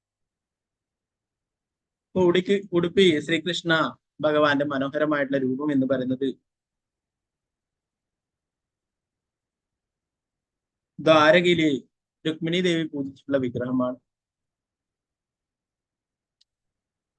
നമുക്കറിയാം ശ്രീകൃഷ്ണ ഭഗവാനെ ദേവകി മാതാവ് പ്രസവിച്ചെങ്കിലും അവിടെ നിന്നും യശോദാ മാതാവിന്റെ അടുത്തേക്ക് മാറ്റപ്പെടുകയുണ്ടായിട്ടുണ്ട്. ദേവകി പിന്നെ വൃന്ദാവനത്തിലാണ് ലീലകളൊക്കെ നടന്നിട്ടുള്ളത്. ദേവകി മാതാവിന് ഭഗവാന്റെ ബാല്യകാല ലീലകൾ കാണാനായിട്ട് സാധിച്ചിട്ടുണ്ടായിരുന്നില്ല. അപ്പൊ അങ്ങനെ ആഗ്രഹിച്ചപ്പോഴേ ഭഗവാൻ ദേവകി മാതാവിന് ബാല്യകാല ലീലകൾ കാട്ടിക്കൊടുക്കുകയുണ്ട്. അപ്പൊ ഇതറിഞ്ഞ രുക്മിണിയും ഭഗവാനോട് ബാല്യകാല ലീലകൾ കാണാനായിട്ട് അങ്ങയുടെ കുട്ടിക്കാലത്തുള്ള ലീലകൾ കാണണമെന്ന് ആഗ്രഹം പ്രകടിപ്പിച്ചു. അപ്പൊ അമ്മയ്ക്ക് കുട്ടി കളിക്കുന്നതും കുട്ടിയുടെ ബാല്യകാല ലീലകളൊക്കെ കാണാൻ, എന്നാൽ ഒരു ഭാര്യ ഭർത്താവിന്റെ കുട്ടിക്കാലത്തെ കളികളും ഇതൊക്കെ അറിയാനായിട്ട് ആഗ്രഹിച്ചു. അപ്പോ പത്നിയായിട്ടുള്ള രുക്മിണി ചോദിച്ചപ്പോഴേ ഭഗവാന് തന്നെ നടന്നു. ഭഗവാൻ എന്റെ കുട്ടിയായിരിക്കുന്ന രൂപത്തെ നിനക്ക് തരാമെന്ന് പറഞ്ഞിട്ട് ഒരു ഭഗവാന്റെ ഒരു രൂപം രുക്മിണിക്ക് നൽകി. അതാണ് രുക്മിണി പൂജിച്ചിട്ടുള്ള ആ ശ്രീകൃഷ്ണ ഭഗവാന്റെ വിഗ്രഹമാണ് ഉടുപ്പിയിൽ സ്ഥാപിച്ചിട്ടുള്ളത് അല്ലെ. ആ ലീലയെ കുറിച്ച് നമ്മൾ അനേകം തവണ ചർച്ച ചെയ്തിട്ടുണ്ടായിരുന്നു അല്ലെ.